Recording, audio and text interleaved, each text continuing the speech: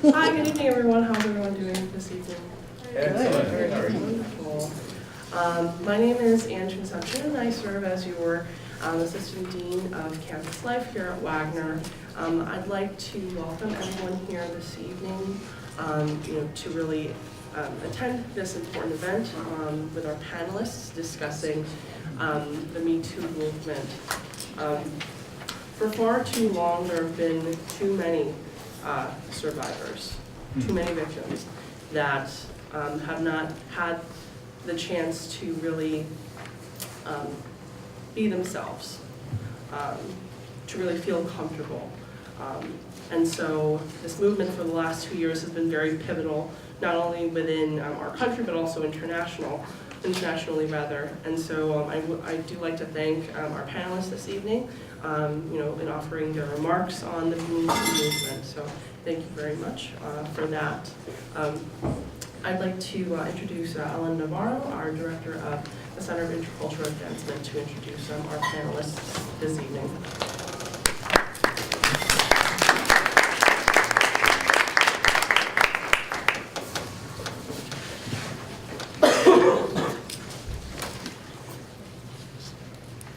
Thank you, Dr. Concepcion. Our first panelist, Dr. Edna Urelis, is currently the lead professor for the psychiatric nursing course here at Wagner.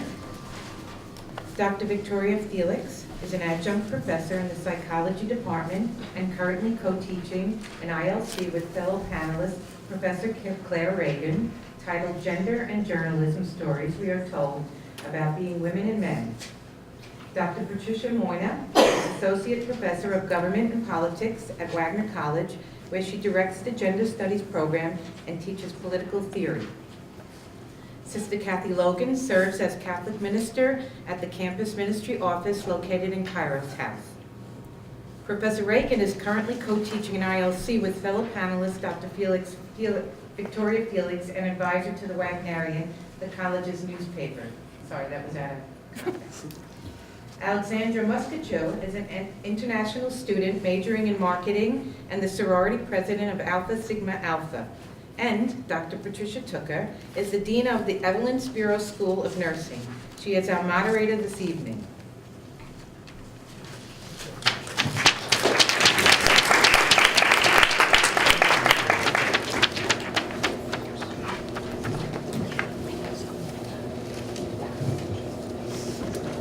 This evening's panel will start with an interview from the CBS News in October 2017 on the Me Too movement and its founder, Tarana Burke.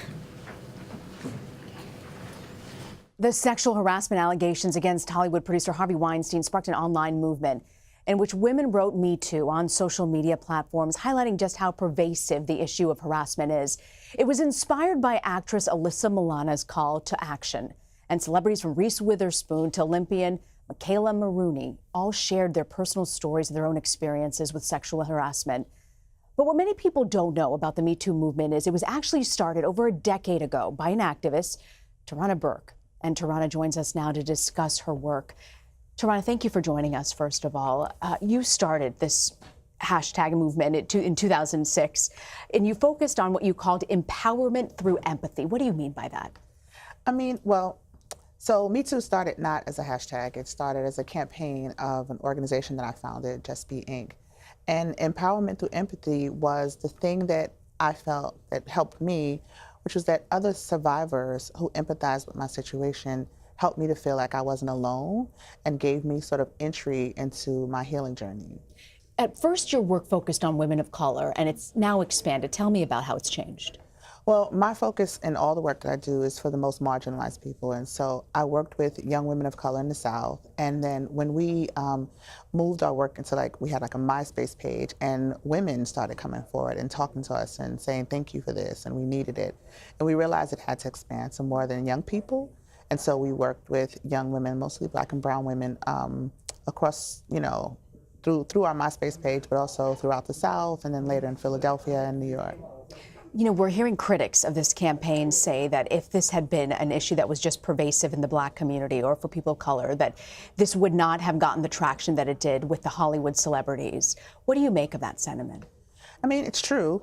I think we've seen that before. We've seen it in other cases. I mean, like Leslie Jones was targeted online on Twitter, and there was not a groundswell of support for her and across Hollywood. And so I think that's the case, not just in Hollywood, that people of color are usually the last to be supported around a variety of issues. So, why?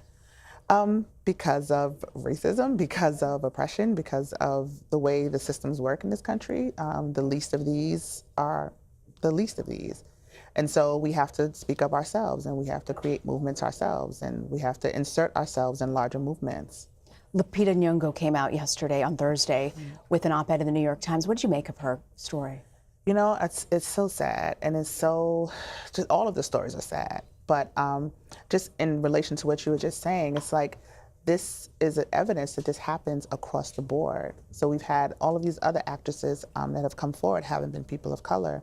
But it made it seem like it might be just white women, but it's not. It's these people who are predators prey on everybody. You started this movement, Me Too. Alyssa Milano helped get this hashtag up and running. Absolutely. Are you in touch with her? Yes. A lot of people, once the Me Too hashtag started gaining popularity, people who were familiar with my work, I started getting like bombarded with messages and like, why don't I see your name attached to this? And so people were saying, you know, Tarana Burke has a Me Too that she already does, and why isn't she being talked about?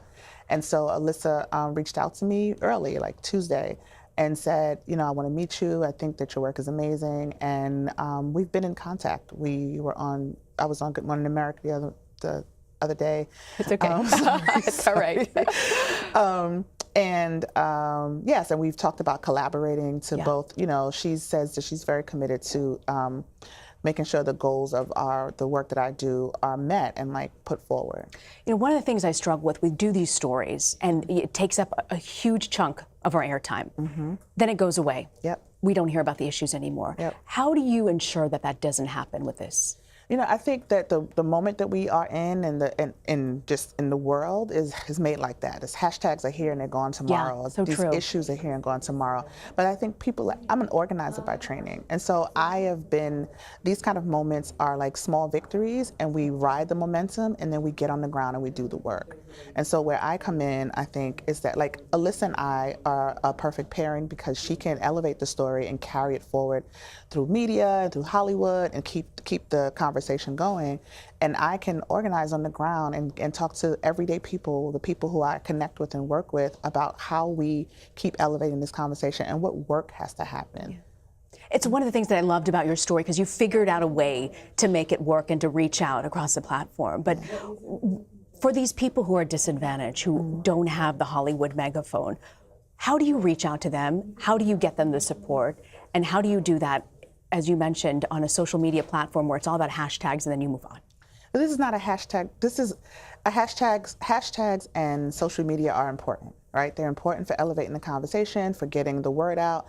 But the work of it is that people, survivors like myself, who are in a position to elevate, you know, to have our voices heard, or in a position to do work, because everybody who is a survivor can't insert themselves and start doing work. They're not ready. But for those of us who are ready, and there are many of us, we are the ones who carry the conversation on. We are the ones who touch other survivors, right? Mm-hmm. Me Too, the work that I was doing, is really about survivors talking to each other. And so how we continue this after this moment is gone is that we continue those conversations and we start talking about, like, what does community healing look like? And I think survivors will be at the forefront of that. You know, one of the wonderful things that has actually come out of the Trump administration has been that people, I know, hear me out here, people who care about issues, whether it's a travel ban or something grassroots related, if you want to see action, you've got to make it happen. Absolutely. And we've seen that repeatedly, weekend after weekend, from this platform. It's been incredible to watch. What's your message to people who want to get involved in an organization like Me Too or a travel ban or whatever it is? How do you organize from a grassroots level and turn that action plan into something tangible? Well, there's nothing new under the sun, right?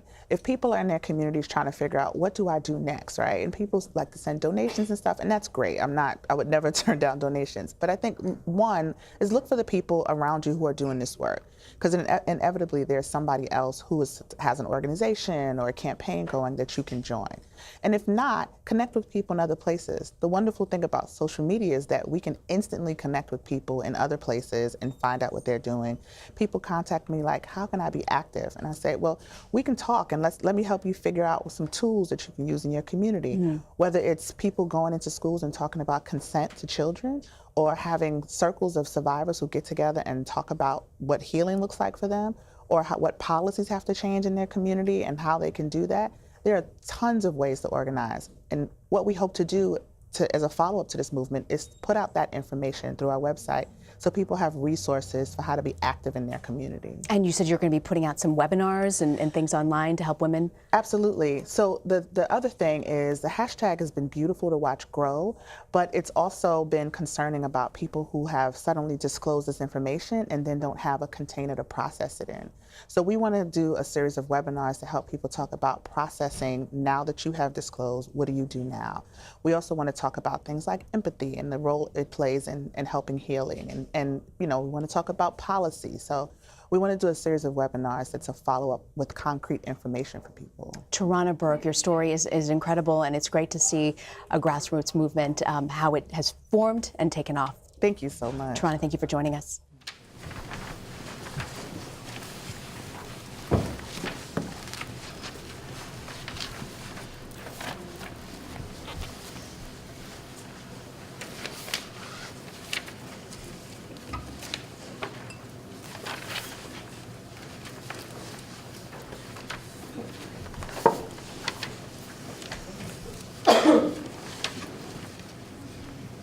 Good evening. As Letty had said, and Ange and Ellen, my name is Pat Tucker. I'm the Dean of the Evelyn L. Spiro School of Nursing. I'd like to take a moment, if you don't mind, a moment of silence. We just learned that Evelyn L. Spiro, of which the school is named after, passed away peacefully Saturday evening at the age of 92. Evelyn and Don, for the students in the room, and certainly for the faculty and staff, half of the campus has Spiro somewhere on the building or on the gym in the Spiro Sports Center. So if we could just take a moment to keep Kim in our prayers, the daughter, who I'm very involved with, and hope that Evelyn is at peace, joined with her husband and her daughter, who just passed recently.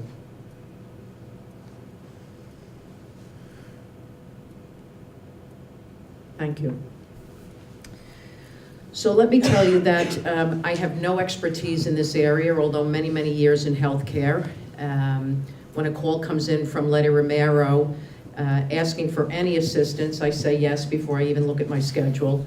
And certainly when I know it's attached to folks like my twin sister, Ellen Navarro, her assistant director, Sadiq, and Ange, and that whole department, I'm here. So I'm here to support this event, one of many throughout the month that this department is putting together, and hope that I can keep all of you engaged with our wonderful panelists, all of who are in some way a part of my history, with the exception of the student. My dear colleagues, Dr. Edna Morales, Dr. Pat Moyna. I don't know Dr. Felix, but I do now, and I taught her younger sibling in our nursing program.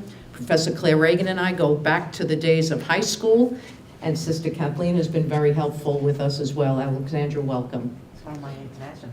One of your international students. Okay. So I think it's important that we understand the purpose of tonight, that it's not only an event that's being held on a small liberal arts campus, but an event that's being held while we're looking at women's lives right now, and while we're honoring women in history throughout this month, and also bringing together folks that they feel that their voices can be heard. So for purposes of time, we have a variety of questions, and I want to really have all of you feel comfortable that if you have something to share, please raise your hand and I'll run over so that we can try to get as many of you involved as possible, but most importantly, to hear from the panelists who have been chosen because of their backgrounds, because of their expertise, perhaps because of their own experiences.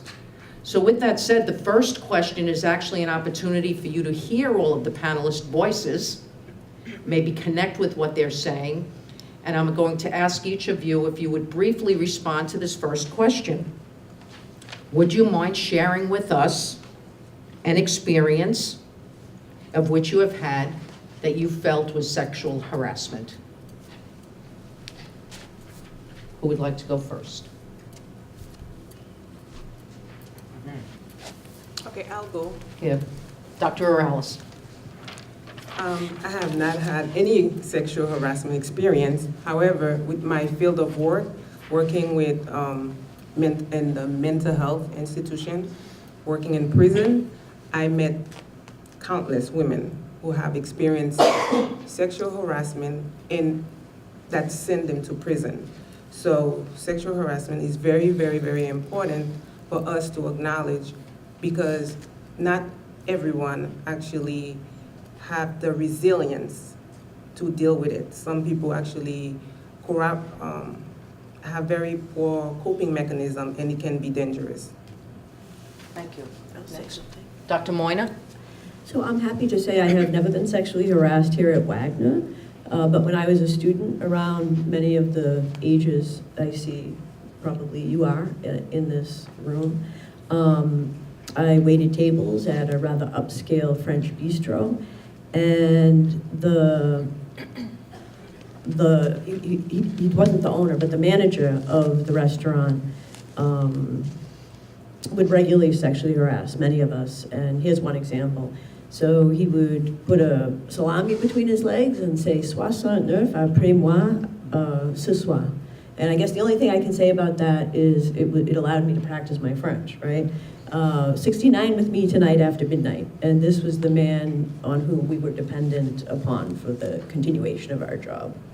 And the restaurant industry, as you know, is ripe with such sexual harassment. You may be familiar with the Spotted Pig restaurant that many celebrities and New Yorkers visited regularly. They had to close down because they had what was called a rape room upstairs, where waitresses were expected to perform sexual services for patrons.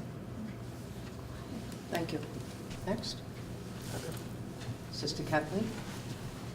I have not been sexually harassed, but as a member of a congregation, we, the Dominican Sisters of Spark Hill, we are here for the women. We have homes that are unpublished for safe houses, and I'm not able to even let you know what borough they're in. But that is my encounter. That is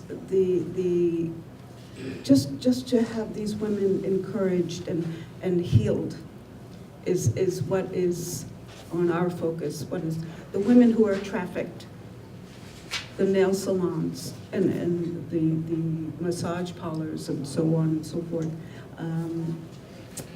That is my experience such far. Thank you. Claire?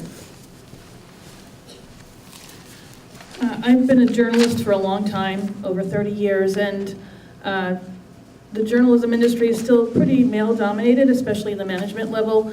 And I would say, I wouldn't have a specific incident, but you know, I've found myself in group discussions or in meetings where I might be the only woman. And I would feel a little uncomfortable about the banter or the innuendos, you know, nothing specifically aimed at me, but I have found myself in that position quite often. And also out in the field, just reporting, talking to people I don't know. It just, you know, harassment exists in so many different nuances. And I know I've spent my career as a journalist, especially when I'm out and about, really portraying myself as a journalist first and a woman second, just in the way I speak, I dress. I know that has been part of my career. It's been successful for me, but I guess that sort of gets grouped into the harassment issue, the Me Too movement. Thank you, Claire. Dr. Felix? While I have not personally experienced sexual harassment, especially in the workplace, I am a women's health psychologist, and so this movement really informs the work that I do in giving some voice to this experience, helping people be empowered to talk about it and to process it. What do we do now is really what comes to me, and so it provides a framework where voices can be heard and also a lot of healing can be done. And so I think this movement has been really powerful in that these kinds of experiences that a lot of people kind of sweep under the rug or learn in a cultural context not to talk about, they're talking about now, and they're getting a chance or a second chance at being able to really heal from those. And that's a really powerful experience for me in my work, to be able to witness that and work with women through that. Thank you. And last, I Alexandra. haven't personally experienced sexual harassment, but I've heard and I've seen and I've witnessed women, especially my mom, that came from work and told me her boss looked down on her or underestimated her, which is kind of a mental abuse. And especially in a business environment, my father is a businessman, and I grew up thinking that men had the power, which can be changed, and it's not obviously the right thing to think when you're growing up. Thank you. So we were able to hear each voice and maybe put a little bit of a background to an area that you might feel most comfortable with wanting to comment. And we're going to move on to a number of questions that were submitted to the lady's office. And the first comes from Connor, a junior physician assistant student. See what happens when you get old. How do you incorporate the principle of intersectionality into the activism work involved in the Me Too movement? It's actually two questions.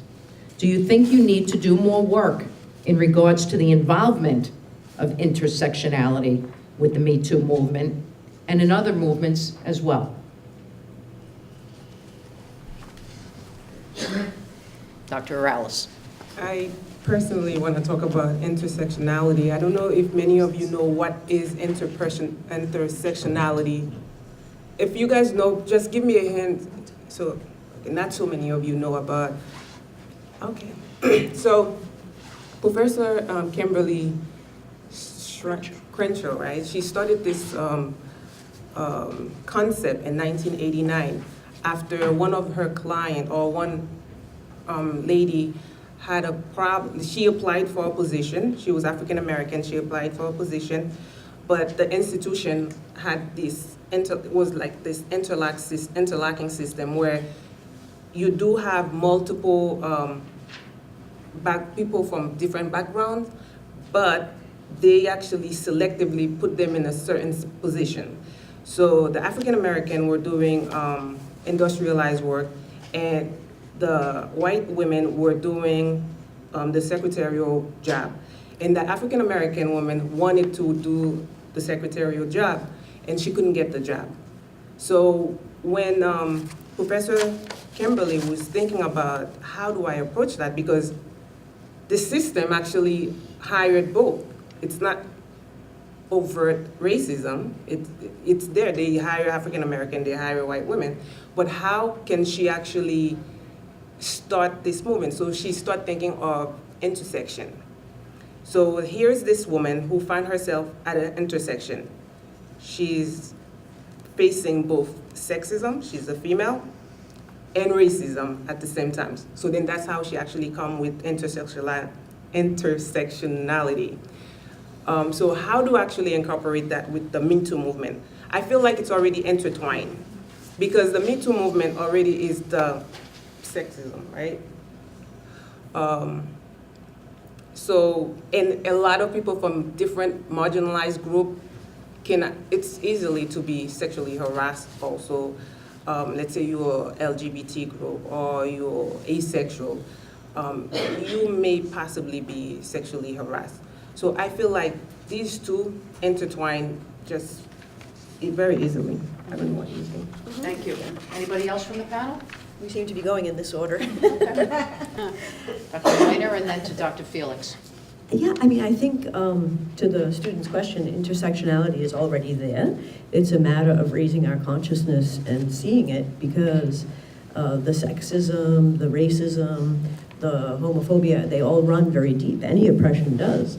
But we are going to experience it in our individual lives differently based upon how our membership in various oppressed groups are intersecting. Yeah, so I think it's there, and we should always be raising our consciousness about it. Yeah, I mean, I mentioned the Spotted Pig at the outset, you know, a fancy restaurant, but shortly after Me Too took off, there were many women who worked in McDonald's, and they said, we're not on the menu, right? And they are, you know, largely, one could argue, of an economically oppressed group, often without benefits because McDonald's doesn't hire full-time employment, and so on and so forth. So there's another intersection with class. Thank you. Dr. Felix. I would say that I think I agree intersectionality is there, and I also think that we can constantly be doing better in that department. I think while this is about the Me Too movement, the Time's Up movement, which kind of piggybacked from there, well, their main announcement when they came out with their letter to inform everyone what they were doing, they responded to farm workers who were saying that they didn't feel represented because their voices are not heard. And so in that letter, there was a really powerful statement about, you know, we stand with you and we hear you, the groups that don't really get that voice. So the restaurant workers and women that come from all different backgrounds that are working in environments where they're forced to work. They don't have a choice to walk out of a janitor position where they're being sexually harassed or even sexually assaulted every day, because that's how they make their living, that's how they support their family. And so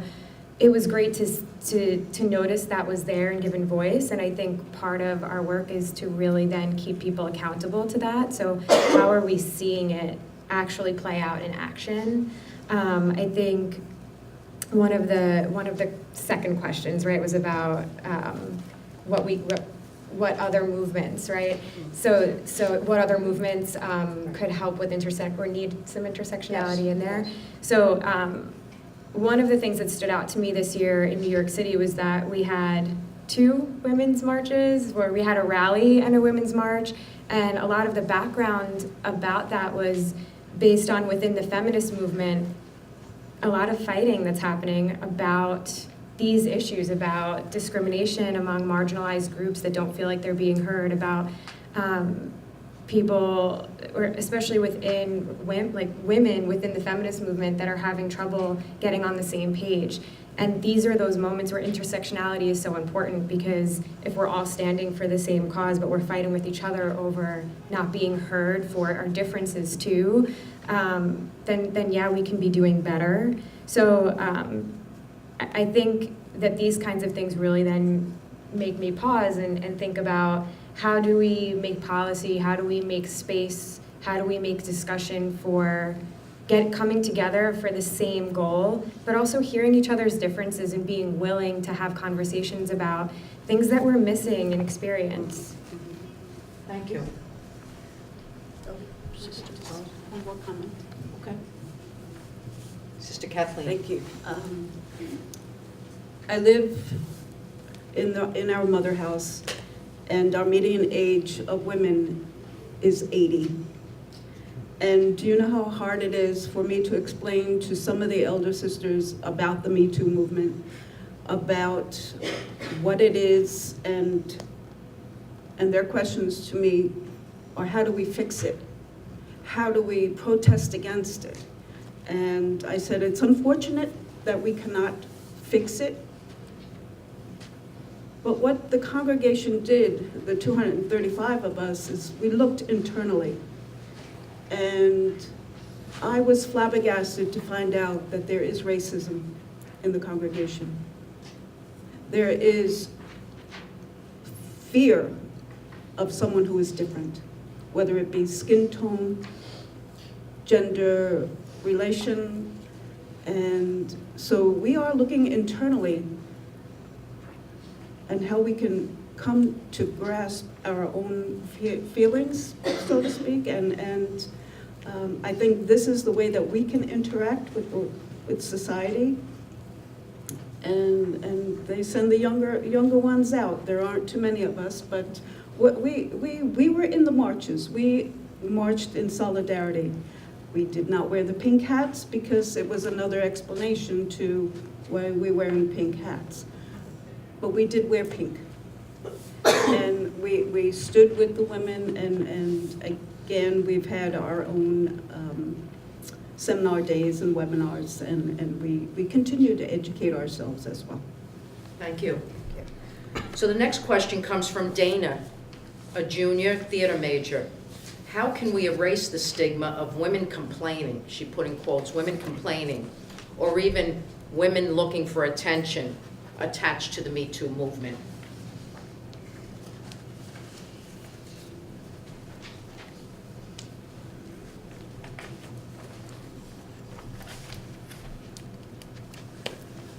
I think any struggle for liberation is going to have people pushing back against it, because it's going to mean that those who have benefited from the asymmetries in power have to change some of the rules. And that can be frightening to them sometimes, because what the Me Too movement has been doing, and what I'm very excited about, is that it is asking for the rules to change. And so I think the question is more, how can we, continue to work in solidarity to up the ante for greater liberation for all of us?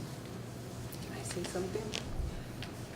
To me, it's so sad that they viewing it as what's the word? Women looking for attention.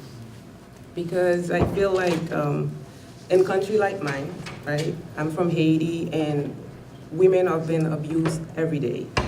My ex-president, our ex-president was a misogynist guy. He does not respect women. And those women, they don't have anybody to actually advocate for them. I feel like it's very powerful here. This is why I love this country so much, because you have a chance to say what you feel and what you want if you feel like your right has been violated. So to me, it's for someone to say women are complaining a lot. I feel like it's so unfair, because I'm just gonna be honest. If it was a male who started saying that I've been abused, I think society would just accept that. But the fact that it's female who actually raise their voices, suddenly we become complainer. So. Yeah, I think that question just validates the Me Too movement, the need for it, the time for it. It's now. If women speak up, we're complaining. There's a whole list of adjectives and descriptions about women's behavior that, when you compare it to men, it's just simply unequal. A man is assertive. If a woman is assertive, she is nasty or aggressive. A man is bold, a woman is critical. I've heard those words through my career. So, there's no time like now for a movement to change that pattern. Amplify the volume. Sorry. Yeah. Thank you. Next question comes from Lindsay, a sophomore early childhood ed major. What do you know as far as the steps to reporting sexual harassment?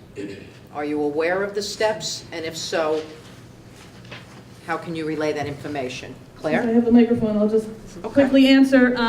I think, maybe 10 years ago, I may not have been able to tell you those steps, but in the at least the last 5 to 8 years, that's become part of office training. If for the students in the audience, when you go out and get your first job, you will have to watch videos and go through some training on sexual harassment, how to report it, how to notice it, how to speak up about it. And offices now are compelled to have a system in place for it. And that's really great to see, and I'm gonna associate that with the Me Too movement, because that's really been necessary. But obviously, speaking up is really, and not wondering, oh, is it just me? Am I interpreting it wrong? Just giving yourself, advocating for yourself, speaking up certainly is the first step, especially to the students in the audience. Anybody else? Our students, just to let you know, our students do take a sexual assault prevention survey. So students are aware of a training in a sense, but also they could come to anyone on campus and speak to someone that will direct them in the right direction to go to which resources they need to go to. Yeah, for example, I'm teaching one class at an all-girls high school where most of the faculty is women. There are a few men, but I had to take, it was at least over an hour's worth of courses in harassment, how to spot it, how to report it, and I admire that. I think every workplace should go that way. Thank you. Next question comes from Julia, a sophomore, a double major in early childhood ed and English. How would you deal with sexism in the workplace, whether it be yourself or if you were made aware or you witnessed sexism in your workplace? What would you do? I don't think we should settle for double standards. So, for example, if your boss calls your male coworker by their last names and he calls you by your first name, that shouldn't happen, because if everyone's called by their last name, everyone should be called by their last name. And if that doesn't happen, then we should speak up and ask why, because that could bring perspective into the situation. And also, I think that a way to deal with it would be to speak to another woman that might experience the same attitude from her boss, and not necessarily form an alliance, but have someone that would could relate to your situation and then take further action. For example, go to HR and talk about the problem. And also, if, for example, you're a woman and your boss calls you nice work, sweetheart, are you calling all your employees sweetheart? Like, why should I be called sweetheart? So that's my perspective. So I guess what I'm hearing you saying is actually just nip it in the bud, right? The minute they start with objectification, saying, oh, sweetie, you're beautiful, or I guess especially in the business, in your world, it's more male dominated, and when they see a beautiful woman, instead of calling them for who they are, for their as their title, they would call them kitty, give you a little abject name. So nip that in the bud immediately, and I would report that and let them know. I would not be shy to let that person know, my name is not Kitty, I'm Miss Aurelis, if you want to call me. And if it continues, of course, follow up with HR. They have this law, the Title IX law. Here at Wagner, we are covered under that Title IX. It's against sexual harassment. So I would definitely go to HR if that don't even wait for that to be continued, but just nip it in the bud, and I would follow up with HR. I agree, and I think when thinking about all of the different ways that sexism could happen in the workplace, something that I was thinking, I guess, in addition to kind of microaggressions or more like objectifying, I was thinking about how an institution is organized and there's some like passive ways that maybe men are getting promoted more, or they're getting, maybe compressed work schedules when women aren't, and some of these things that you can't necessarily prove are happening, but you notice just a favoritism toward your male coworkers.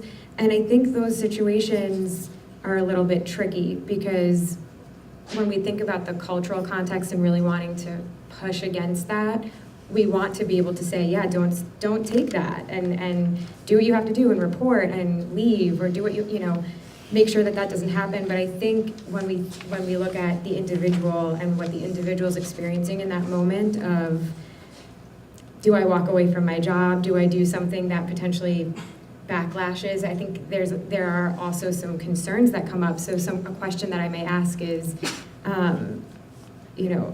what is realistic for you, and how can you navigate that in a way that if you need to keep your job right now and you're worried about backlash, how can you find ways to advocate for yourself that don't necessarily put you in potentially more vulnerable spot?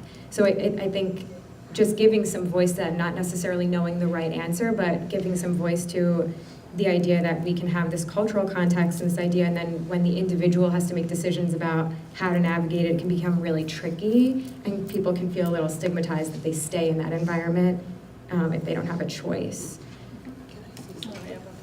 Oh, yeah. Just quickly, I was going to add to Dr. Felix and support the idea of a woman mentor. That has helped me through my career. And it doesn't have to be a woman I work with. It's a woman in my field, and sometimes it's helpful to not be a woman that I work with. And it's really important for us women to have mentors, women mentors, because if you're going to report something, first of all, you have to have the confidence.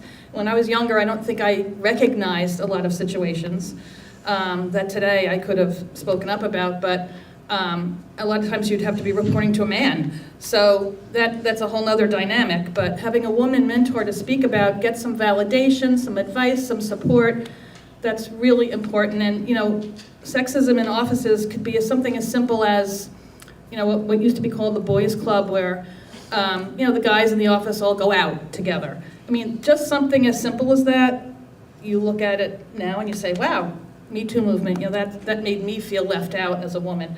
And that happens a lot of places. So the woman mentor comes in really handy to sort of just validate your feelings.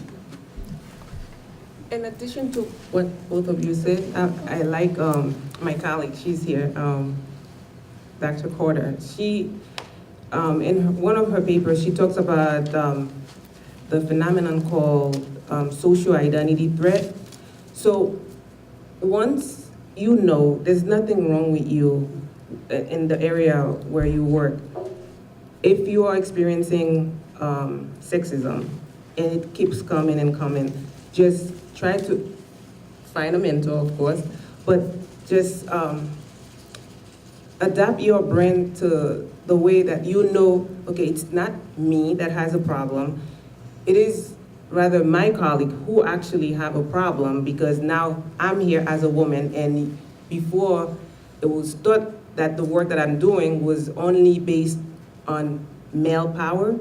So it's not, don't internalize the problem by yourself, but just think about it is a social identity threat that your colleagues maybe is going through, and maybe instead of you seeking help, because it can actually put you into depression when you feel like you've been harassed, maybe if you start thinking like that, you may actually advise them to actually seek help themselves in a nice way.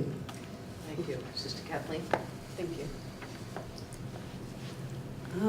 I'd like to thank everyone for this venue, because sexism in my office is more than the office. It's sexism in the church overall. And I don't want to negate or disrespect anyone and anyone's faith, but I cannot negate my own feelings right now. Male domination, absolutely, in our church. A woman's opportunity to thrive is very slim. And our leader of the Pope has indicated that ordination for some women, even as a diaconate or deacon, will not occur, and not my lifetime. And it's a struggle. It is a struggle for me I grew up in a family who is male dominated, and I'm tired of go get the coffee, go do this, and having the opportunity to speak to Cardinal Dolan a couple of weeks ago, it's going nowhere. So again, I don't want to disrespect anyone's church, but there is a struggle with a lot of the women who are either parishioners or members of religious congregations who have had enough. But where do we go? And now I know where we can go. Thank you. Thank you. Was there one more? Alexandra? Oh, go ahead. She's ready. Good. So the next question comes from Anthony, an adjunct professor in the music department. What does Wagner need to do to address women's issues on campus? Please be detailed. Sounds like a professor.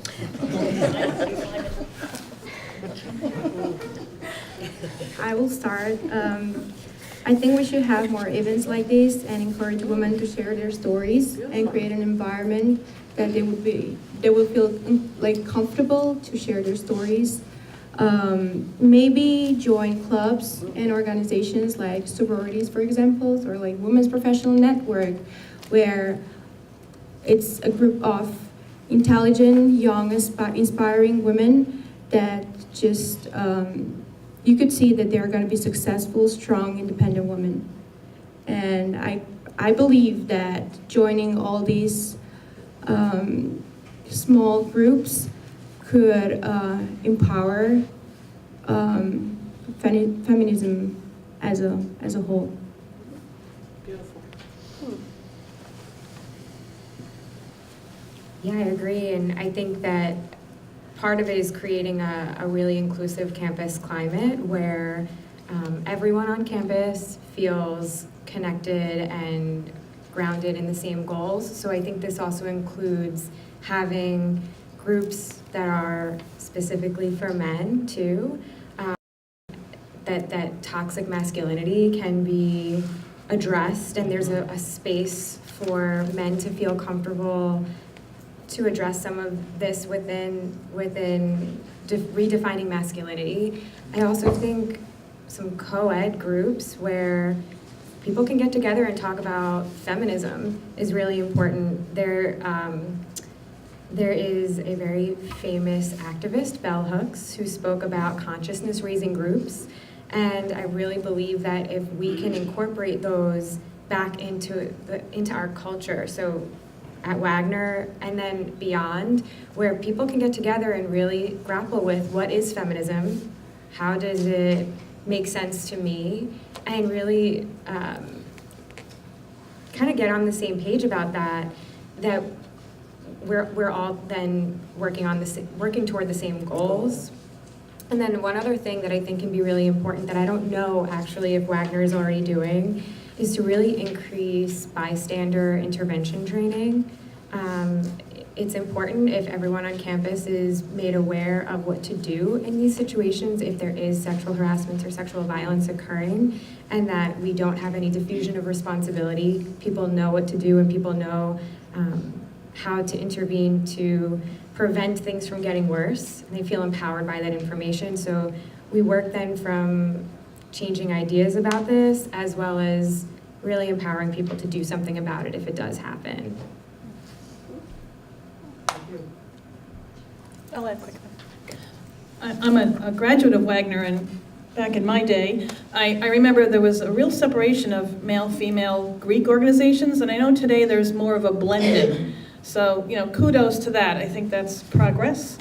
You still have the option for either one, but I think that's a step in the right direction. And, any opportunity for a women's group is a great opportunity. I think the Me Too movement to me, it's an extension of the suffrage movement, and women are just hungry for solidarity. So I see that happening on campus with new groups and new activities, and that deserves congratulations. I'd like to add to Claire's statement. I've been a part of Wagner's campus for many years as well as a student and faculty. And I do want to do a shout out to two folks that are no longer with us, Dr. Lily McNair and Dean Curtis Wright. I would like to say that for all of the years that I have been here, together they moved the needle on establishing not only groups, but spaces where these conversations can occur and where we can feel solidarity. And I'd also like to give a shout out to the folks that are continuing that work, that are hosting this event tonight, and keeping that spirit alive. But Dr. McNair and Curtis Wright did great work prior to their reappointments, if you will, to their new roles. And it had been quite some time before we had really seen, as Claire had said, work coming into the campus and really staying and being sustained in the campus. Anybody else? Next question comes from Amanda. Comment back here. Go ahead. I know for like Wagner Athletics that they partner up with EverFi to discuss and reach NCAA standards with how to deal with sexual assault. Yes. Something which I think is awesome. And I think that maybe that they should open up to like the rest of the campus and not just athletes. So I think they can like really do something and really kind of get like the word around more. So I know like each student has to complete it every year, so it's pretty good. Thank you. Thank you for sharing that. And what about the social justice lunches? Social Those were justice great. dialogues The and social justice luncheons. dialogues. Yes. I think we have a lot of work to do, but I think we have really done great work in just the last few years. You know, we do the intercultural awareness workshop with the first year students when they're going through orientation, and we're working with the community leaders to update it. And we do a whole segment on bystander intervention. And one of the pieces I think we need to add is sexual harassment. And perhaps that will be one of the pieces that will be an addition this year. We do skits, but we also watch something, and it comes out of, you know, an event like tonight. So we'll certainly add that. Next question comes from Amanda, a graduate student in education. Okay. What happens when things happen like this in college? What happens when things happen like this in college? I would like to interpret that she's looking to see what happens when sexual harassment or some sort of event related to sexism occurs in college. I think I mentioned it before. It can go both ways, depending on who is the victim. I wish we had an immunization shot for resiliency that actually can help us face, you know, hardship with strength. But not everyone can actually face this trauma and go on with their life. I can tell you, I work in maximum security, and the stories that I heard when I worked in prison, and the stories that I heard from women who were sexually abused or sexually harassed, they were tired of their oppressors, and they did the unthinkable, you know? So not everyone can actually take these traumas. So I think, so she said what happened? It can cause PTSD, it can cause severe depression, anxiety, insomnia, laundry list, Yeah. right? So a lot of things can happen. This might be the time to courageously point out that harassment can be between women as well. I think, and students, you know, women students, and I know in my career, I've felt intense competition with women because it's so hard to move up. Some of your biggest competitors are women. And so, you know, on the campus, I think it goes back to that mentor.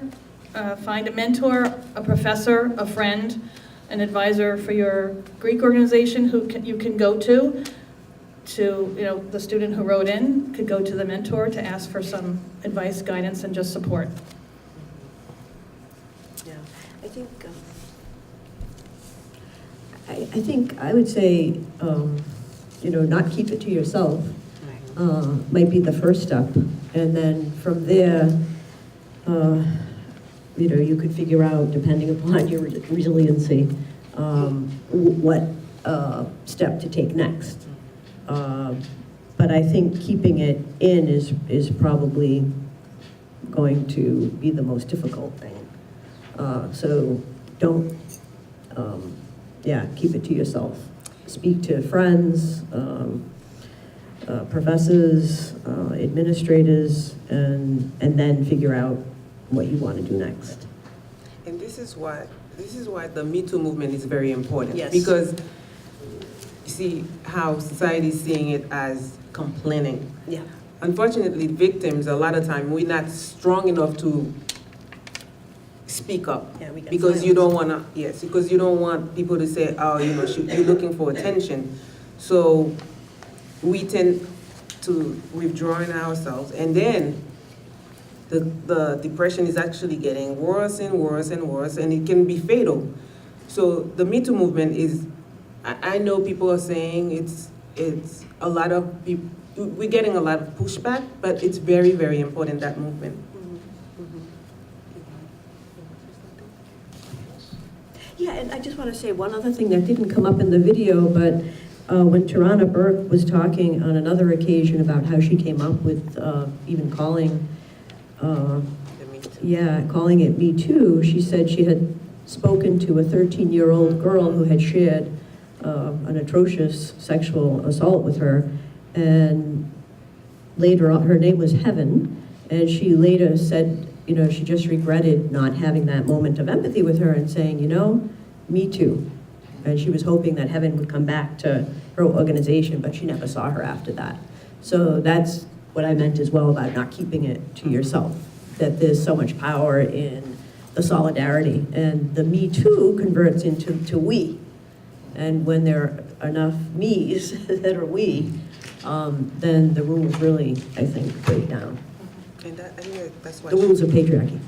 And I think that's why she talks about empathizing, because I guess not keeping it inside, and let's say I experience it, I talk to you, and I have no idea if you actually experience it, but if you work in my shoes, Statistics say yes. then you will then share your experience with me, so empathizing with me, and then makes me feel, that would make me feel, okay, I'm not alone, just like a support system.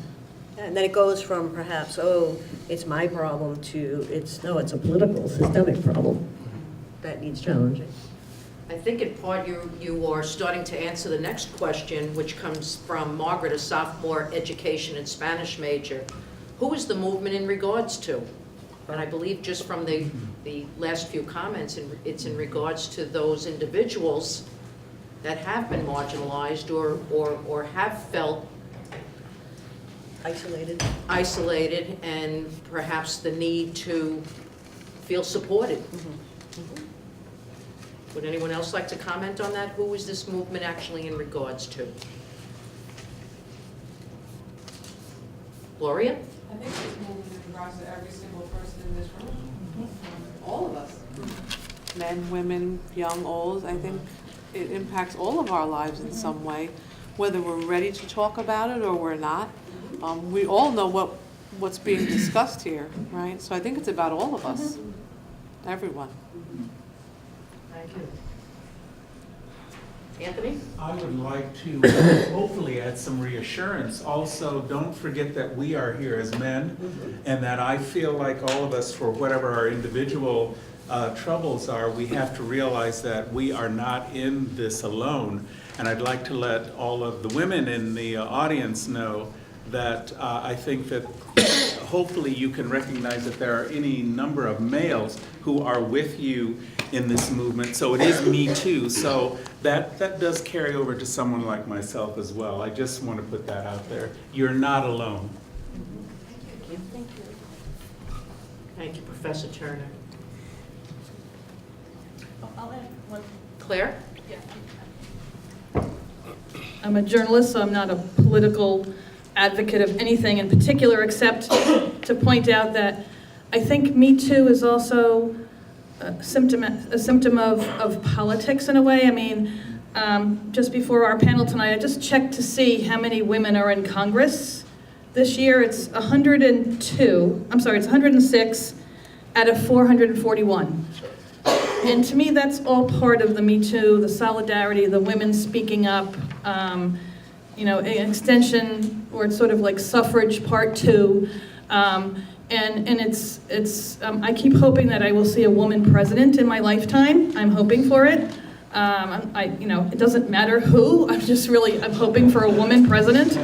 And as a journalist especially, and I think that's going to sort of calm and steady the waters a lot. I think until we have such an imbalance in leadership in our country in 2019, I think when that starts to shift even more and faster, I think that will also impact how women feel about themselves and as a group. Can I follow up on that? Absolutely. Alexandra.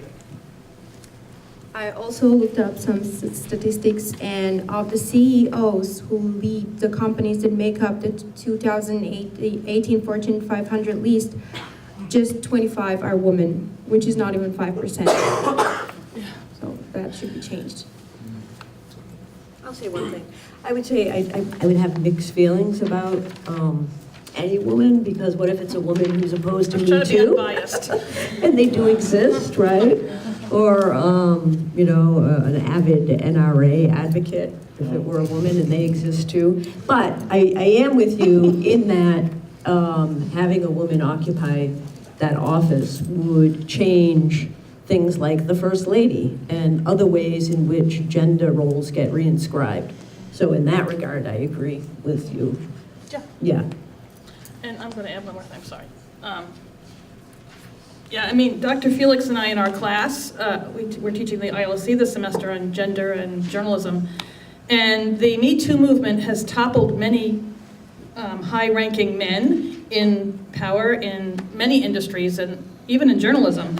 And as a result, women are stepping into those roles. So we are seeing a slight increase in women in high-ranking positions, which is another plus from the Me Too movement. You know, in my industry of journalism, it's still heavily male. I mean, the statistics show that most of the news you read is produced by men and reported by men, especially in broadcast journalism. So that still has a way to go, but you know, the Me Too is having an impact on women in power and moving them up, which is a good impact. Thank you. Believe it or not, there's only 3 questions left, but I believe that these last 3 questions are also focused on the audience. So aside from the panelists, I'd like to hear some of the students, particularly with this question that comes from Alyssa, a graduate student in education. She wrote, how does this movement impact college experiences? And I would add to Alyssa by saying, how has this movement impacted your college experience? How has a night like tonight, how has some of the content that you heard, how has some of the events that you've attended, or perhaps the groups that you are in, how has that impacted you as a college student, or in the college experiences that are occurring or have occurred with my panelists?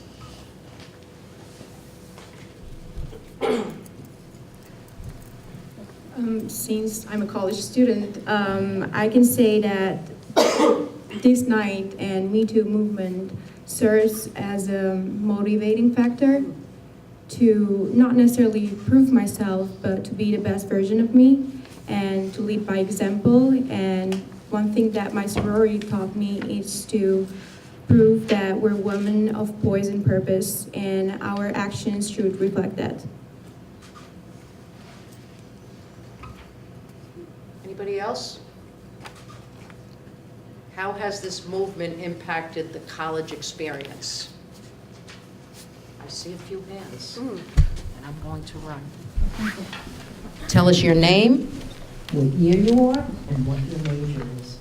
Okay. My name is Princess Taylor. I'm a sophomore, and my major is arts administration. Thank you. Hi, how are you?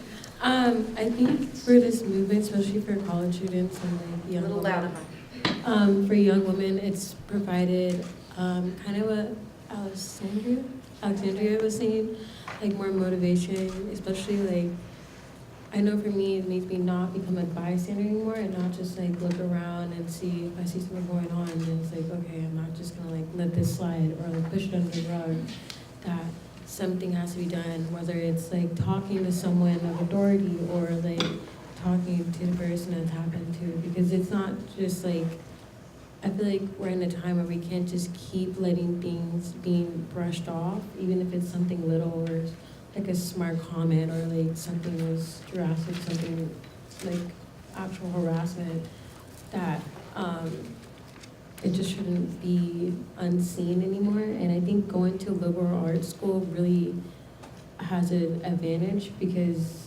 being so liberal and like it's Wagner's background, it provides people to actually, I guess, project their voice out without too much judgment, or not, I wouldn't say judgment, but like there's a place for you to project your voice and for other opinions to go on. So. Thank you. Beautiful. I saw a few hands. No? Thank you. Name, major. I'm Maddie. I'm Maddie. I'm a junior arts administration major. For me personally, I am a member of a co-ed fraternity, which I never thought would have been an opportunity that I could have had. In college, they used to be called the sisters of the fraternity used to be called the Little Sisters, even though they were the same age as the men in college.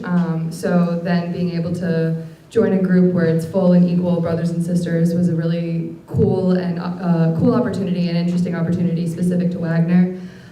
Also having panels like this and being able to take classes such as with my professors, such as Psychology of Gender and Women in Journalism, full of both male and female students, because I think like Professor Felix said, having opportunities for men to understand the nuances of these things is incredibly important, because yes, it affects all of us, and women can understand it in a way because I feel like, not that men don't experience it, but women experience it on a different level than men. So being able to have platforms for men to have the opportunity to understand things like this is important as well. Thank you. Anyone else? Panelists? How has this movement impacted the college experience? Did I miss a hand? I knew there was one hiding over here.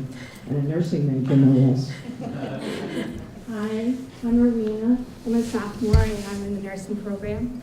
I just want to say this was really meant a lot, coming here and listen to the panelists, especially Dr. Woolley, she's my teacher. It's really good that we all come together and talk about this situation, because I didn't have the worst experience, but someone did kind of sexually harass me, and I don't really talk about it, and in my high school we never had anything like this, but now just talking about it, it just makes me feel better, because when it happened I felt so little, I felt like I was out of control, and now here I kind of feel like I have the power to talk about it.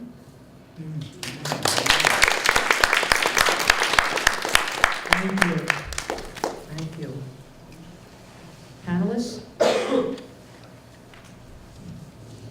Next question. How does one get involved in this movement, which I think is interesting in that we're asking it within a group of folks that obviously feel that they want to be involved. But how does one get involved in this movement? Panelists first, and then anyone from the audience. There are some national women's organizations that, I would love to see Wagner students start up a Wagner chapter. For example, the American Association of University Women. I was a local president and on the state board, and I think bringing a chapter of that to our campus is another opportunity. And there are other groups, of course, too, but aauw.org, if some of the students in the room would like to look that up and see if it would fit for a Wagner chapter, I mean, I'd be happy to help with that. I think that's how you grow and get involved in the movement. I see, I come around this one. Dr. Carter from the business department. I wanted to also add two other organizations that I'm not a member of either of them, but I've heard that they're very good. There's one that's called Elevate, which is an organization that women can join. I would really love to join Elevate, but I think the membership fee is about $700 per year, which is outside my budget. There's another organization that is relatively new. It's only 1 or 2 years old. It's called the Sisterhood of Salam Shalom. And it's an organization of women who are Jewish or Muslim that have come together to form a national organization, and they do have local chapters. Being a Catholic, I was rejected. So that's two organizations that I can't join. But I receive the emails, and it seems like they're doing wonderful things. So I would recommend either of those organizations. Anybody else? I think we had a wonderful comment from the gentleman who indicated that we can connect with the athletic department. And we have the Athletic Advisory Council, of which faculty and administrators and staff from athletics sits on. And I know the SAC is the Student Association for Athletics. It's a great opportunity to pull more of this together. Anybody else? We're actually at question 12. How could we educate individuals who do not seem to want to believe in this movement or even begin a conversation about it? And this comes from Victoria, not sure what year because she didn't put it down, but from the education department. I'm sure we're all aware of folks that said, why are you going there tonight? Or, oh, this is just another movement, it'll fade away after a while.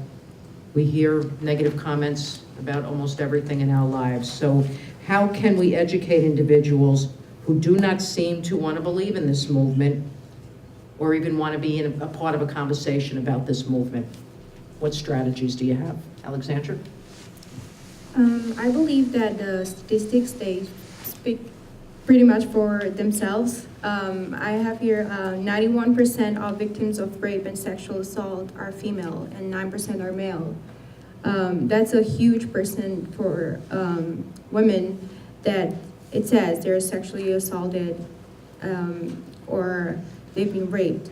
So the statistics, they just speak for themselves, and that's why this movement was created, because it was noticed that something has to be done.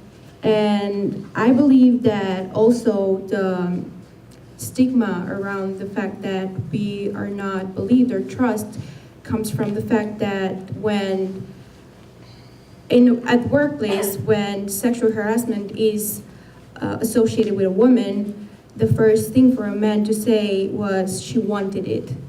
And that's completely not true. And obviously there comes the proof and the whole process.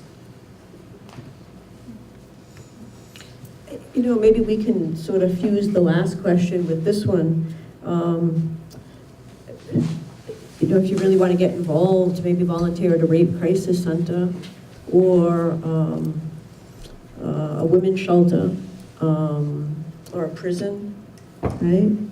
And I'm also thinking of taking cues from the video that we saw when Tarana Burke said nothing really is new under the sun. There are lots of groups that have pre-existed us now with this new iteration of the struggle for greater liberation.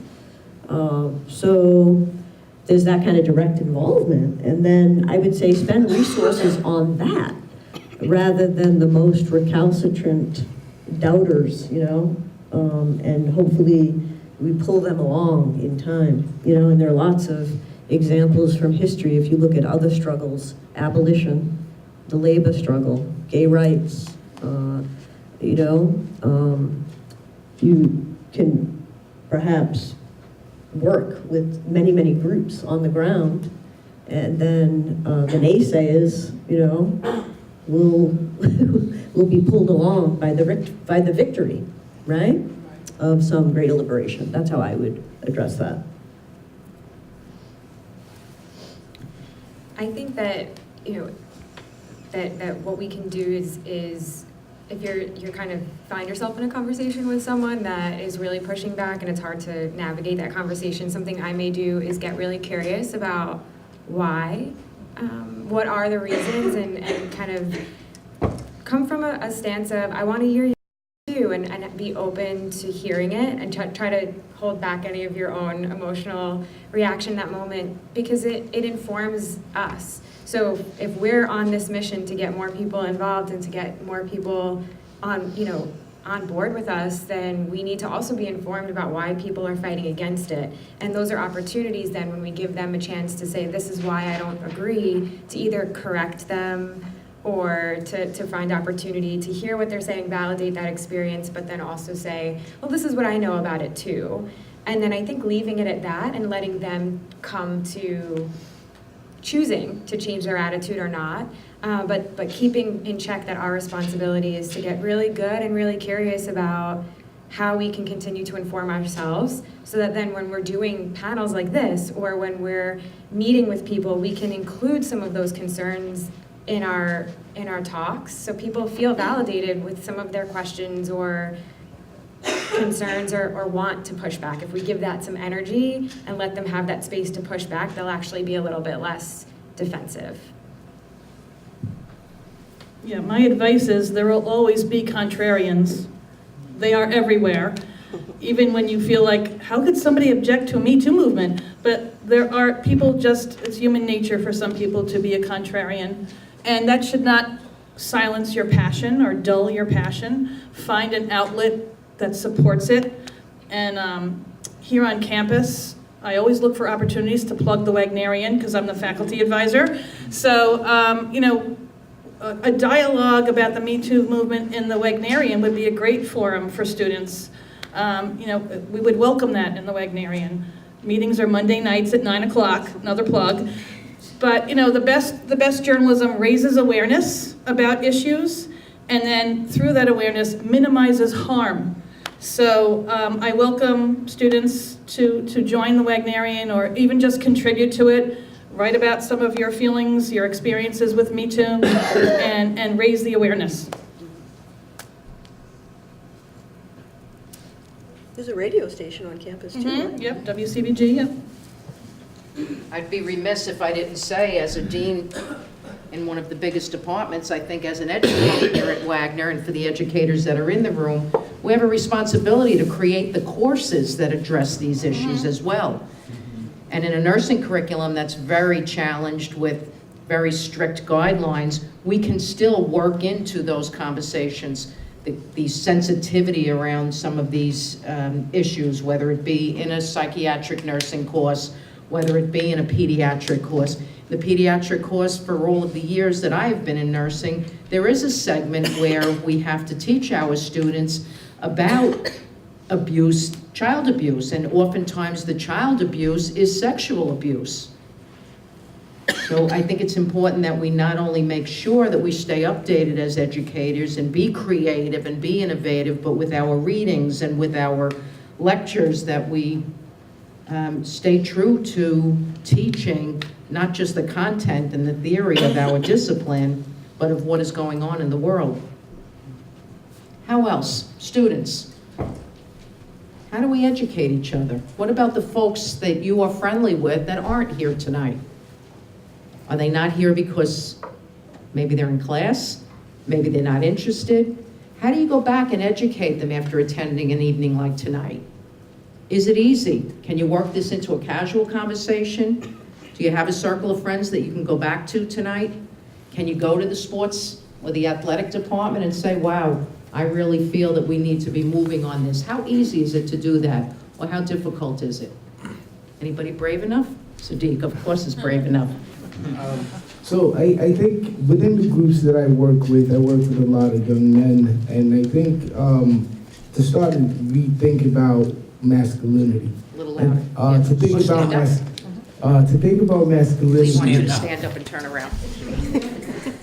What do you have to say, Lee? So I have the privilege of working with a lot of young men, and I think to start re-questioning what does masculinity look like, right? And so masculinity is not a monolith, and it's not about dominance. And so starting to deconstruct that, working with other men, and obviously seeking mentorship goes a very long way.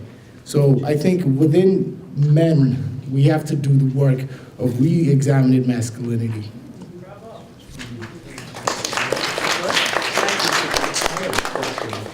I see a few hands. Professor Carter, and then back to the student. I have a question for the panel. I think specifically for Dr. Felix and Professor Reagan, but to everyone. Over the past year, as I've talked with some students, and I have a friend in health services, we've heard about, someone mentioned depression and PTSD, but it has come to my attention that even, it seems like this Me Too movement would want to go hand in hand with health services. However, the time, if someone needs to speak out, it's my understanding that the time that a person can have to speak out if they want that kind of service has been cut back to a half hour. And I'm wondering from the panelists, if you've heard that, if you think that the awareness of the services that can be provided through health services, if someone wants to go to talk to someone, is sufficient enough. To me it is not, but I work on an individual basis with students.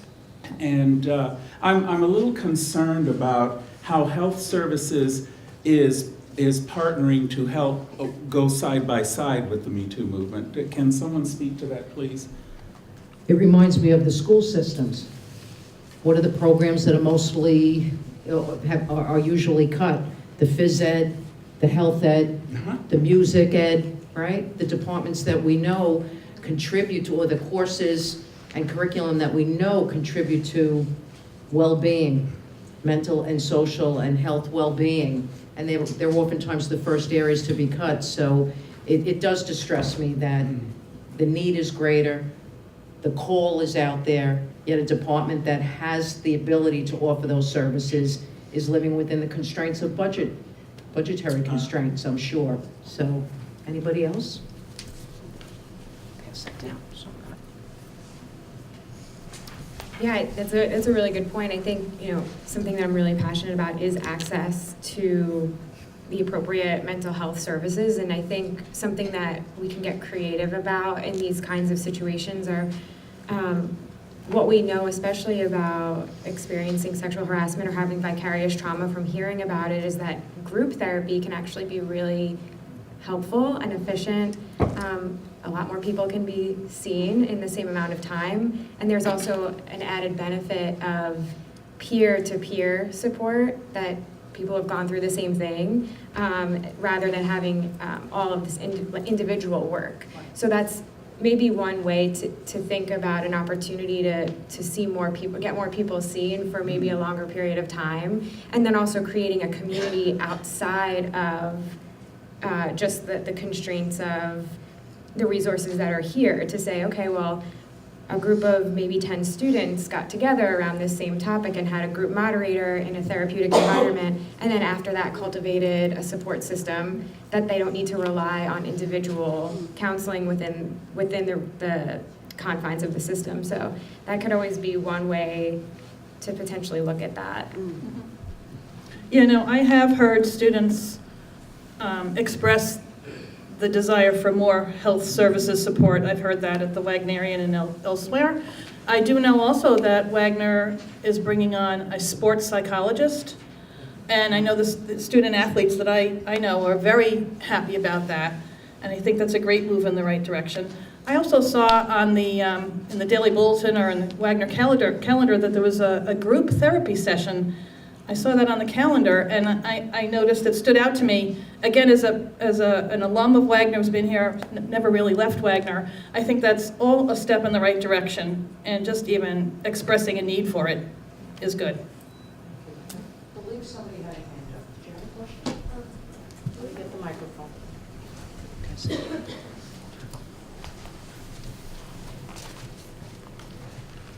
Nice and loud. It was in response to the question. Go right ahead. Well, for education, I remember in my high school, it was a predominantly white school, and it was during the Black Lives Matter movement, and someone asked me, well, why should we be involved in this? Like, why is it so important? And, like, why is it not all lives matter instead of Black Lives Matter? And it's the same thing, like, yes, all lives matter do matter, but we need to project the voices that aren't heard, which are Black voices. And I think for the Me Too movement, it's the same thing as well. Yes, assault is really bad, no one likes it, but the thing about Me Too is it's the voices that are from women who don't get heard enough already as their gender, as their color and stuff like that, is why they need to be projected and why they need more attention to it. So I think educating them on why this needs more attention by like having more examples, like, oh, there's people like your aunt, your mother, your grandmother, your teachers, like people that you know might go through this. So like I think kind of relating it to their lives in some way is a great way to like kind of educate other people. Thank you. Thank you so much. Would anyone like to comment? Would anyone like to ask one of the panelists or the entire panel a question? I see a question.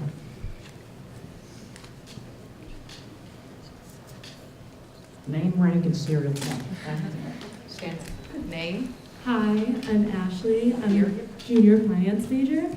This is in regards to the question, how can we inspire people that are not really aware of the movement or have any questions of the uncertainty? In my opinion, I think you make people care because it's all based on interpretation, and whether it's touching someone that has experienced sexual assault or just wants to be empowered, I think focusing on how everyone can view it in a different light is extremely important, and focusing on that gray area especially.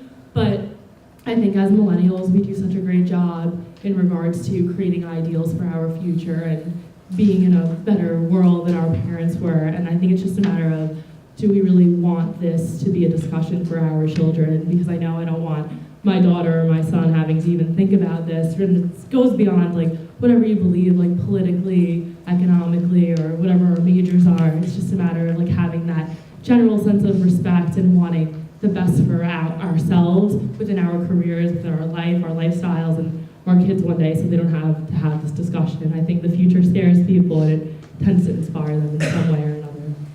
Thanks. Thank you so much. Anybody else?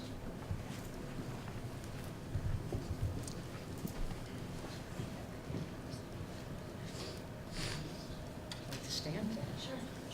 Hi guys, my name is Madia Sirleaf. I'm a junior, international affairs major. My question is to the panelists and anyone else who wants to answer. How do you see the Me Too movement evolving in the future? Do you believe that it will grow and expand? It will touch other platforms in other communities? Yeah. Thank you. Panelists?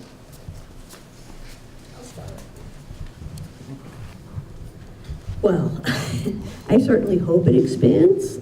It's almost 2 years in, and it seems to be growing by leaps and bounds and actually changing, our very discourse and our lived realities.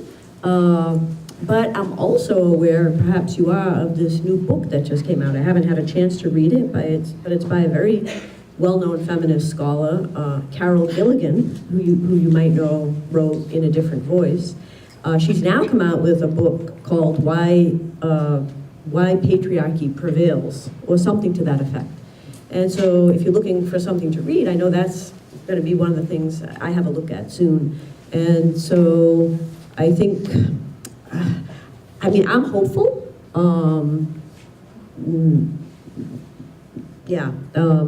But I think part of it is up to us too.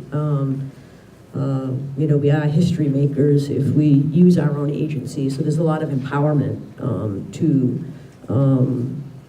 prevail.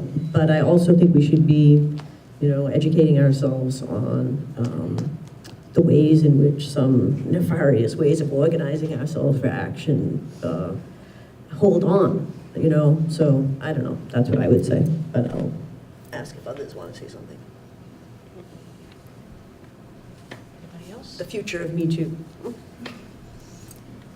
Me too, too. I see a question. I see a hand. Letty, you didn't let me know that I'd be getting my steps in tonight. I feel good after sitting all day. Good evening, everyone. Name? My name is Miracle Ijomo Wobu. I'm a nursing major. My question, I guess, will be directed to Ms. Caitlin.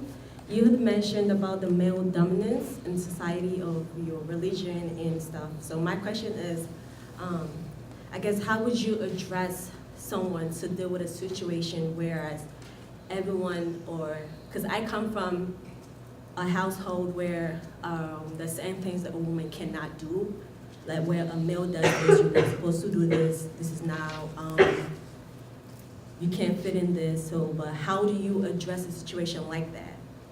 And like letting people know that it's okay to do that, but you don't want to be the outcast or the one that everyone goes against. So like how would you, in the most respectful way, address that situation without making it a conflict environment?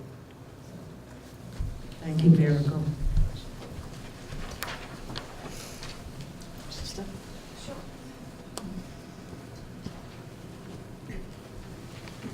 How I've dealt with that also is just grab hold of my God and just say, I am created in your image and likeness, and whatever you have in my destiny, I can fulfill. And not I'm sorry, you were raised in a family that you were encouraged to do many things, correct? Right. And the same thing where you're allowed to do because it's more of a man's job. Right. You're not supposed to be doing this. I was raised, because I was raised with a family of male domination, it encouraged me to go above that domination and to say, yes, I can do this. I can do that. I can be who I need to be.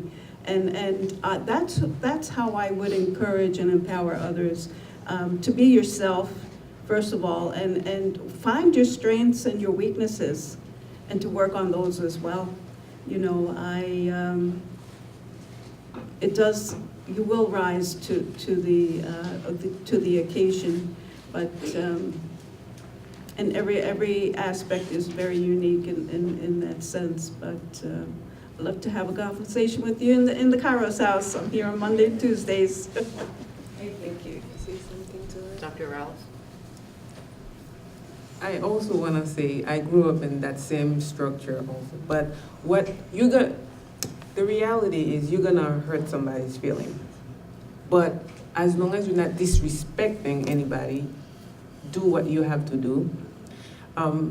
Now, every time I go to Haiti, I get the call. People say, "Are you a man?" And I said, "The last time I checked, I was a woman," because the certain, I guess, things that you dare to do, it's supposed to be for men. So constantly, I've been they say it's a mental game when they're saying, "Are you a man? Are you a man?" It's just for me to say, "Okay, yes, it's supposed to be for men." But I said, "No, I am a woman who's doing this." So you just do it respectfully, and then you continue doing it as long as it's not harmful to society and it's respectful. Anybody else? Oh, I see a hand. I see two hands, one in the back, and then I'll come over.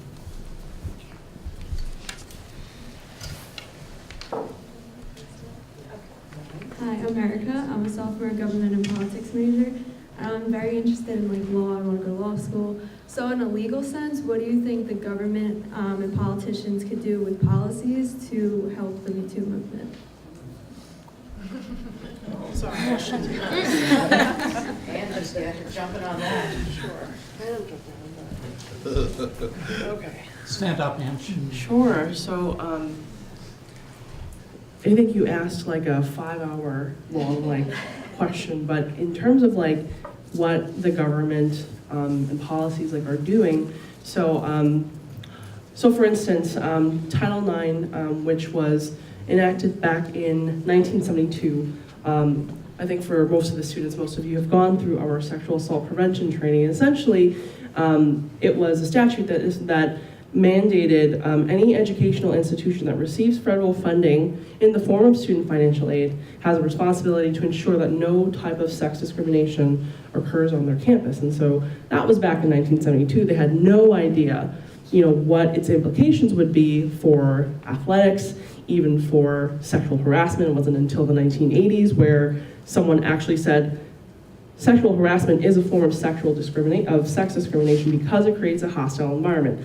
So I will loop it back to our current time. So right now, under the Department of Education, Secretary Betsy DeVoe, she had, her and her team had just released something that's called proposed regulations back in November 2018 on further interpretations of Title IX. And so this is, so I'm kind of going into like the educational portions of it. And so essentially, every time there's a new administration, there are changes to, or rather there are reinterpretations of Title IX. And so some of our legislators, some of our government officials will try and improve it as much as possible, try and see, what are the rights of students that are reporting incidents of sexual assault and misconduct, and also, on the other hand, what are the rights of those who are, that are having to respond or those that are accused of this. It's a really intricate matter. Like there are other types of laws that that try to protect us, like in our campus community, for example, like the Clery Act, and also the Violence Against Women Act.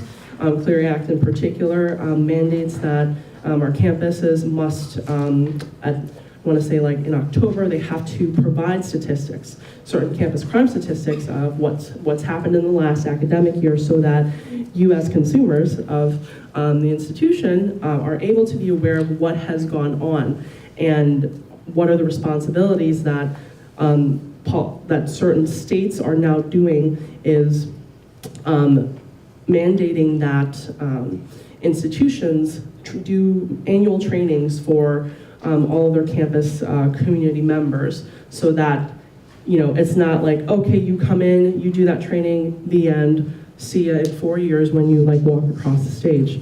So there are so there's a lot of work that's being done at the state and also at the federal level. I don't think this is going to be coming.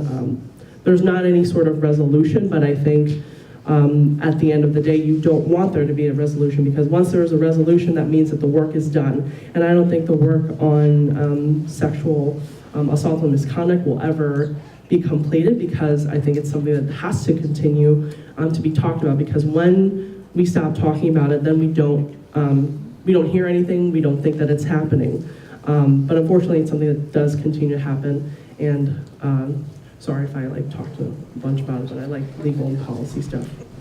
2 comments, and then I did see one last question. Yeah, Catherine McKinnon is the lawyer professor from, I think she's still at Michigan, or maybe she's retired now, but she wrote a piece in the New York Times in the last year about how Me Too has achieved in a few months what the laws on sexual harassment could not, because there were all these workarounds. And I mentioned Catherine McKinnon because she's the one, as you probably know, who coined the term sexual harassment and got that to be recognized in the law. However, it was social activism, and it often is. I don't think it's always true, but it very often is true. As Frederick Douglass said, power demands power concedes nothing. Without a demand, it never has, it never will. So I only bring that up because I don't think that we can expect a beneficent policy or policy that favors survivors without demands, which is a real appeal to, as I said at the outset, right, to amplify the volume, because it's verifiable that social movements, if they stay strong, they do change laws. So I think that's one way to think about your very excellent question about how can some of this activism convert into laws that would be laudatory. I think that's how I took your question, right? Yeah. Claire, did you want to add? Yep. And then Victoria has a question? Yes? So certainly the Me Too movement focuses on sexual assault and sexual harassment, and deservedly so. That needs attention. But to me, I also look at it as an opportunity for us to bring up other inequalities. And a big one on my list is the gender pay gap. In 2018, this was the last study I looked up, women were making 80 cents for every dollar a man makes. That's, shame on us for the students in this room who are embarking on their careers, where a woman would make $41,000 and a man at the same job $52,000. And that's across states and across occupations as you enter the workforce. So as women, we can build on the Me Too movement, and there is legislation pending for the gender pay gap. It just hasn't moved forward across the country. But you can get active in women's groups, like I brought up before, AAUW. That's a big supporter of the end to the gender pay gap by becoming involved in that. And also just reading up. I'm going to recommend, especially for the students in the room, Maya Salam. The New York Times has a gender team in place now. Kudos to them. And Maya Salam writes a blog twice a week called In Her Words, and it covers all issues related to women, of course inspired by the Me Too movement. So I strongly suggest you check out the column In Her Words, and you can learn of ways that you can get involved and support other issues. We just want to add, too, that the asymmetries in the gender pay gap are even more severe for women of color. Yep. This is the last question or comment. My name is Victoria. I'm a senior. How would you be able to say help prevent people from catcalling, or say help make people who catcall aware that it's not right to do that, and just you're doing the opposite effect of compliment. You're just being Thank you. Any comments? That's a tough one. Yeah. I don't know Dr. that we Corner? can change them from doing that, but maybe our own response. They're not, Yeah, I think for this one, it would be, probably we could start by raising the awareness of the harm that catcalling does. And was it a year or two ago that the young woman walked down the street for 2 or 3 hours in Manhattan, and she was carrying hidden camera and hidden microphone, and everywhere she went walking through Manhattan, she was catcalled. And then that was repeated somewhere else. So I think the idea of, raising awareness of the harm that it's not just one catcall, but it could be a woman that, for 5 hours she's catcalled. That can cause PTSD. May I say something? Thank you. Yeah. I'm so glad you raised that, and I think even just talking about that and analyzing a little bit, right? Because oftentimes if you did engage with a catcaller, the response, I think, would usually be, oh, well, I'm just saying how beautiful you are. I'm complimenting you. But I think that's not what's happening at all. When the catcaller catcalls, they're putting you in your place, or they're putting me in my place. And so even just talking about it in those ways might be helpful. But I don't know that we can immediately just stop somebody from doing that, but we can talk about it and reframe it for ourselves and then move to the next step. Yeah, when I was in the Hawksmouth area, I got catcalled, I guess, and I ended up confronting him, asking, why did you say that? And he said, oh, I didn't say anything. And it's like, I'm not deaf, I could hear you. And you said it 3 times, and I went back saying, what did you say? And he kept playing it off like he said nothing, but then he obviously showed that I was not happy with him when he said that. Thank you. So maybe get together with some friends and continue this kind of conversation. Dr. Sabatino, did you want to say All I was going to say is that your response should also be within context, because there are situations where confronting the person could become violent. And so you want to be aware of your surroundings and how you do approach it, because in some cases, addressing it actually could bring harm to yourself.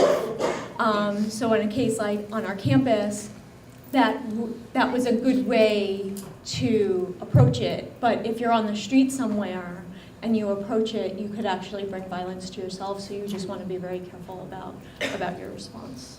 I would never do that on the street. Thank you. I believe at this time we will be concluding our panel discussion, our Q&A. I'm going to invite Letty Romero back up to the podium. Thank you, Leah. This is wonderful. So Letty and Ellen. Ellen will do closing remarks, and I believe Letty will be doing the raffle. Yeah. Actually, the closing remarks, I just really wanted to thank the audience. Thank you, Pat, who not only traveled in from DC today via train, a meeting with her luggage, the panelists. And I wanted to kind of loop back to Professor Reagan and remind the students, staff, members to seek out a mentor. And the mentor does not have to be another female, right? There's males in the audience.